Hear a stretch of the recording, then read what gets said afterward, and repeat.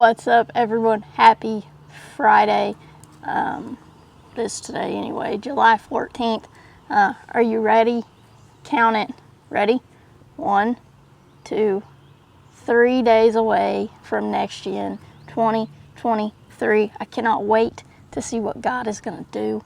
I cannot wait to see our sanctuary full of kids playing games, having a absolute blast. I still need prayer partners for some kids. So if you are interested in praying specifically for a kid or a couple kids that Jesus would speak to them through camp next week, that would be awesome. Get with me. I will get you that information. I am sure the kids are going to be blessed by it. You will be blessed by it greatly as well. I'm sure of it. So, not going to lie. I left the devotional book somewhere. I think it's in my classroom from where I did the video on Wednesday. I think it's sitting on a desk in there. So I found it on my iPad. I found on the Bible app, I found the Mission Possible devotion. Now, it doesn't have dates on it like the book does, so I just picked one. And I don't think we've done this one before. I don't remember it. So we're just kind of making do today, and I'll get the book next time I go up to the school. Sorry about that. But the title is A Ripple Effect. It says, I'll never forget the day in 2013 when my dad called me from overseas and told me he had just rescued 4 young girls from traffickers. He was preaching at an underground pastors' conference in a remote country where Christians are persecuted. When the conference was over, he heard there were 4 girls about to be sold. He took out all the money he had in his wallet, and with that cash, he purchased the freedom of those girls. I knew that day my life would change because I entered a new fight. I said, Dad, I don't know what we're going to do, but we're going to do something. Our foundation built a safe home as fast as we could to take care of those 4 girls, and then the next 4, and the next 4, and we're still going. The day my dad purchased the freedom of those 4 girls was pivotal.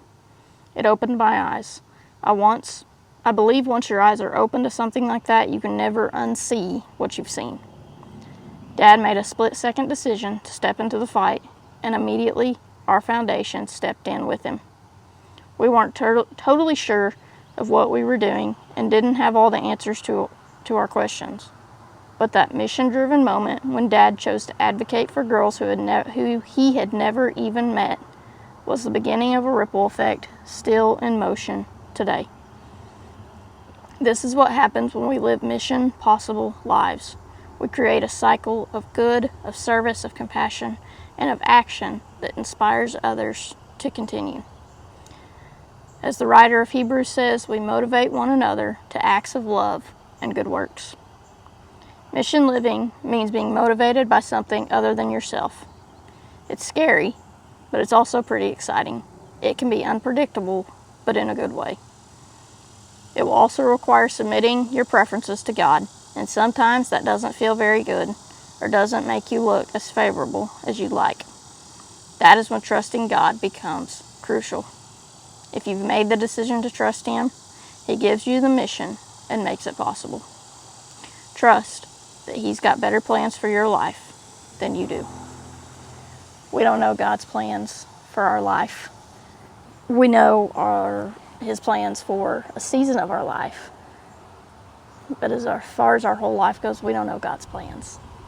It's part of the journey of being in a relationship with Christ is learning God's plans for your life as you go through that walk with Him. Everyone have a great Friday. Have a great weekend. And of course, go be the example.